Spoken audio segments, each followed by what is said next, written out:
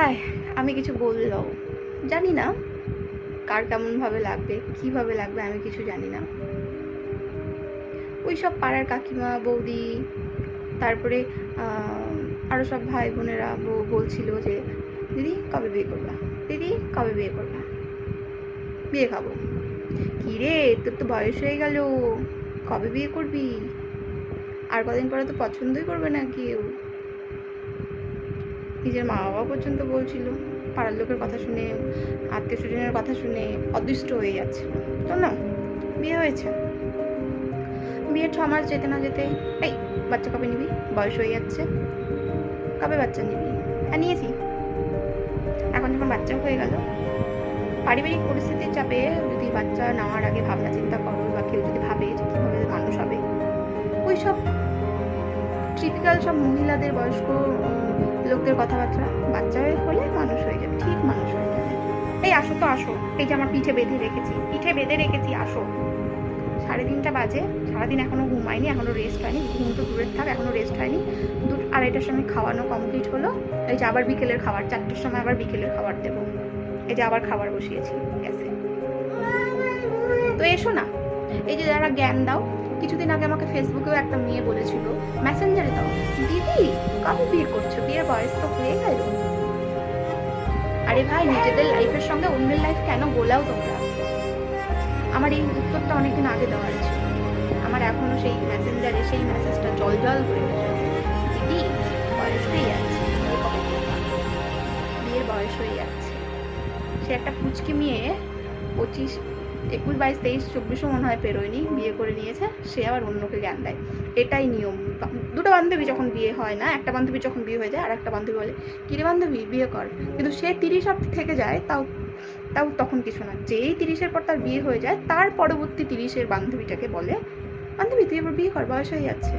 কিন্তু সে যে 30 বছর পেরিয়ে বিয়ে করছে, তার কোনো বিয়ে নেই। এটাই সমাজ, এটাই নীতি। সমাজের পরিস্থিতির চাপে বিয়ে তো করছো, বাচ্চা তো নিচ্ছ, মানুষ কিভাবে হবে তার ঠিক নেই। একদম তো তোমাকে কেউ 1 ঘন্টা তোমাকে দেবে না রেস্ট। এই তুই 1 ঘন্টা ঘুমো, আমি 1 ঘন্টা বাচ্চাটাকে দেখছি। এই তুই 1 ঘন্টা রেস্ট কর, আমি তোর বাচ্চাটাকে খাইয়ে দিচ্ছি। কেউ করবে না। এটাই সমাজ। তাই যেসব মেয়েরা বিয়ে করনি, দিব্যি আছো, বা আমার লাথি সেটাকে বসে থাকো, তাও থাকো। ভাগ্যটা ভালো হতে হয়। মানুষ বলে না নিজেকে তৈরি করে নিতে হয়, না, তৈরি করা যায় না। মানুষের পরিস্থিতি সবসময় সমান থাকে না, বা সবার সমান হয় না। ভাগ্যকে সাথ দিতে হয়। আমরা কষ্ট করলে, এই যে আমি ম্যানেজমেন্ট করতে পারি, একটা সংসারকে চালাতে পারি, ম্যানেজমেন্ট করতে পারি, ছোট্ট জিনিসটাকে কীভাবে গুছিয়ে রাখতে হয় সেসবই জানি। কই আমি কিছু করতে পারছি না। কেন বলো তো? এই যে ভাব, এটা সাথ দেয় না, এটাকে সাথ দিতে হবে।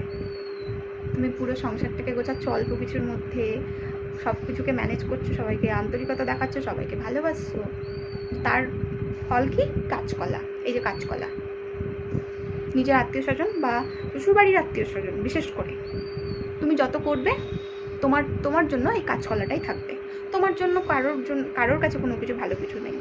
কিন্তু একই পরিবারে অন্য কেউ, তারা আন্তরিকতাও ভালো নেই, বা কোনো ধরো তাদের জন্য কোনো কিছুই নেই, কিন্তু তাদের কোনো কিছু হলে তাদের জন্য অনেক ভরিয়ে দেবে। আর তুমি যে আন্তরিকতা ভালোবাসা দেখাবে তাদের প্রতি, তোমার জন্য তার জন্য এতটুকু সহানুভূতি নেই, এতটুকু ভালোবাসাও নেই। ভালোবাসা হয়তো থাকবে, সেগুলো দেখানো, বুঝলে? আর কোনো কিছু দেবার বেলায় সবসময় দু চোখো করে দেখবে। এইটুকু, মানে যেটা তোমার পছন্দ, মানে যেটা দুনিয়ার রিজেক্ট মাল, সবগুলো আমাকে দেবে। মানে এই যে, কেন বলো তো? ম্যানেজ করতে